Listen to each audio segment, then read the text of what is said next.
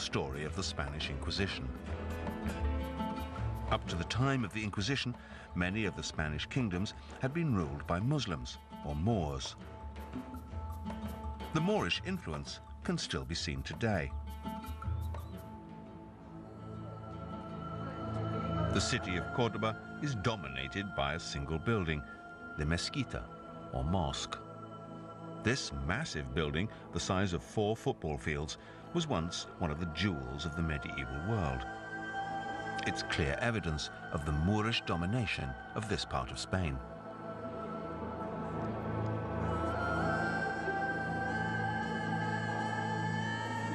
But the Christian monarchs of Castile and Aragon wanted to unite Spain under a single government and a single religion, Catholicism. As has happened many times since, wars began in the name of religion. In the ensuing battles, the Moors were driven further and further south by the Christian armies.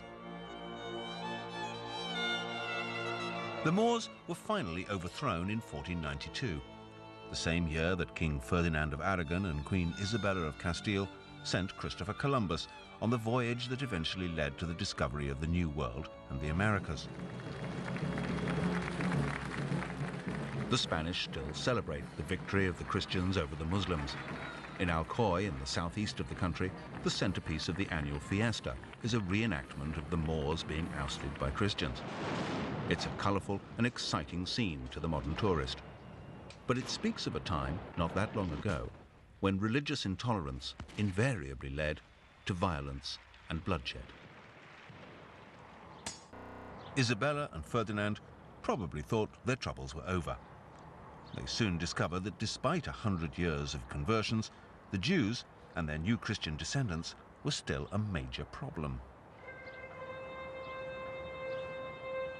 As the Christian frontier was rolled back and the Christian kingdoms moved further south and incorporated the various Jewish communities in the great cities like Córdoba, Seville, and eventually Granada, they had to ask themselves, what were they going to do with these Jewish communities? Were they going to tolerate them? Now, Islam can tolerate both Jews and Christians because they count as children of the book. They have a special position within the Muslim religion. But Christianity doesn't have that room for maneuver.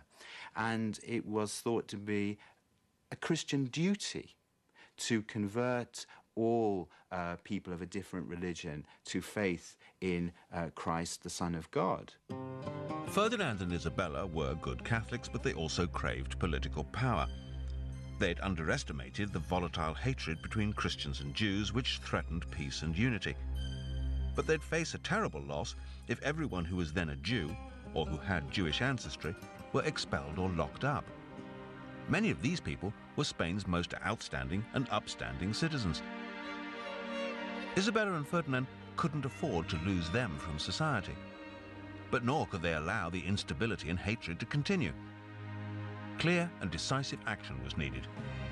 In March of 1492, they gave the remaining Jews an ultimatum: convert to Christianity or leave Spain for good. The Jews of Spain had 6 months to comply.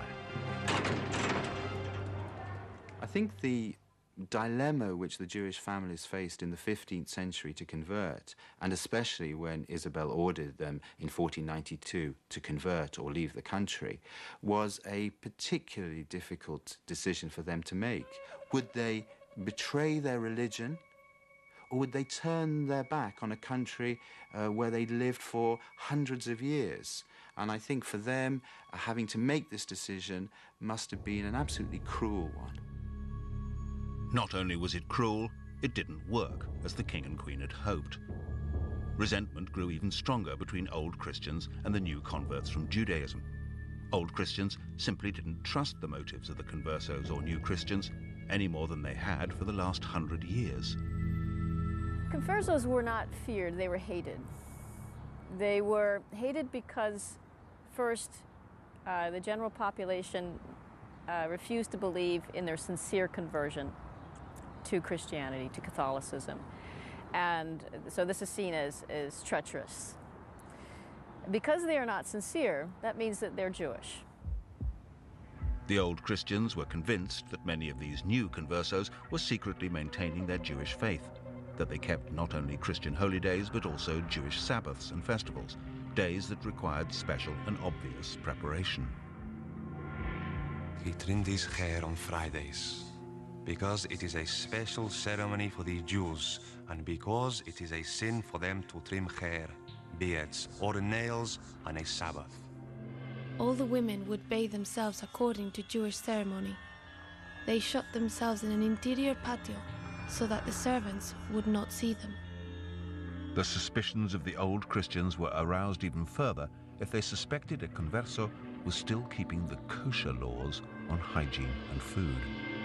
In order to give the appearance that they were eating pork, they pretended to eat it and secretly threw it underneath the table.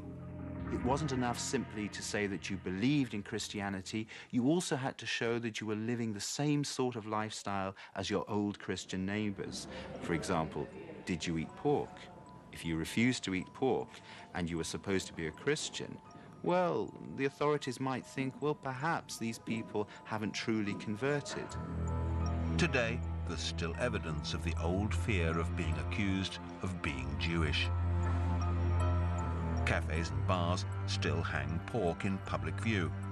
This harks back to the time of the Inquisition, when it was a visible announcement that the owner ate pork and was therefore a true Christian. It wasn't just the Jewish laws on food that could draw the attention of the Inquisition. Something as simple as hanging laundry out to dry on the wrong day of the week could be an indication of heresy. In the 16th century, for example, there was a case of one woman who was investigated by the Inquisition simply because she changed her linen on a Saturday.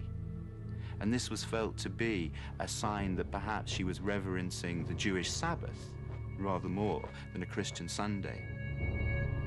The old Christian resentment against the secret Jews reached a boiling point, especially in cities like Seville.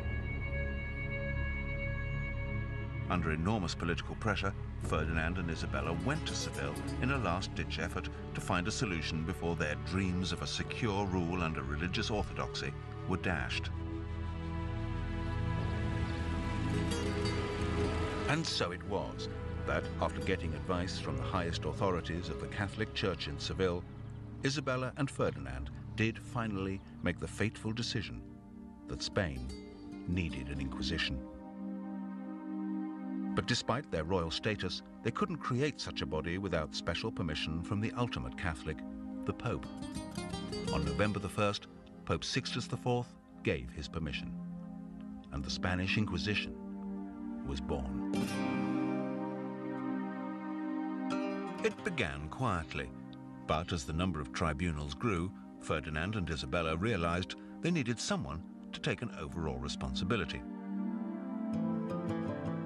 They applied to the Pope, and he issued a papal bull appointing Thomas de Torquemada as the first Grand Inquisitor.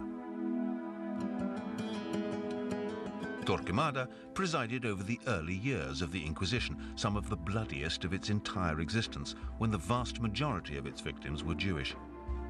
He also established many of the procedures the Inquisition was to follow for hundreds of years. Thomas de Torquemada was the confessor of the Queen, and was also anti-Semitic. On the other hand, he drew up the first instructions of the Inquisition. He set down in black and white print what it could do and what it could not do. And thanks also to him, the Inquisition became a controllable, bureaucratic body which followed his rules, really, for the next 100 years. The rules of the Inquisition didn't differentiate between men and women. Indeed, they recognized that the Jewish bloodline was passed through the female line, and that Jewish women were very influential in the converso community. So the Inquisition had no qualms in applying torture to women, with the same vigor as to men. Female victims were stripped before being tortured. For some women, the humiliation of being naked in the presence of men was torture enough. But if that failed, the torturer would begin his work. Potro was a binding torture. The victim was secured to a rack or a vertical pole, and ropes were positioned around the body, allowing pain to be administered to specific areas with a fine degree of control.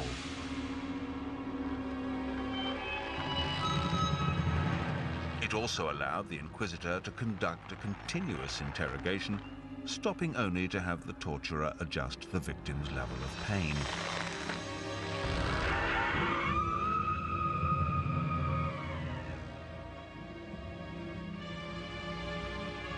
Care was needed. Inquisition rules instructed that torture was not to be used to punish or kill the victim.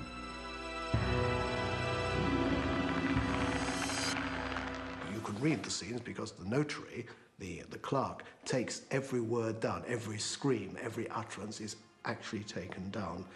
And you can see the way his hand shakes as well when doing it. But records show that torture was a shockingly effective means of extracting confessions. She was tied on the potro with the cords, and the garrots were ordered to be tightened. She said, I don't remember. Take me away. Señores, release me, for I do not remember. Señores, for God's sake, have mercy on me. Do you not see how these people are killing me? I did it. For God's sake, let me go. Once the Inquisition had gained that all-important confession, it was time to pass sentence. This was done at the grand finale to the Inquisition's work in any given town, the auto da fe, or act of faith.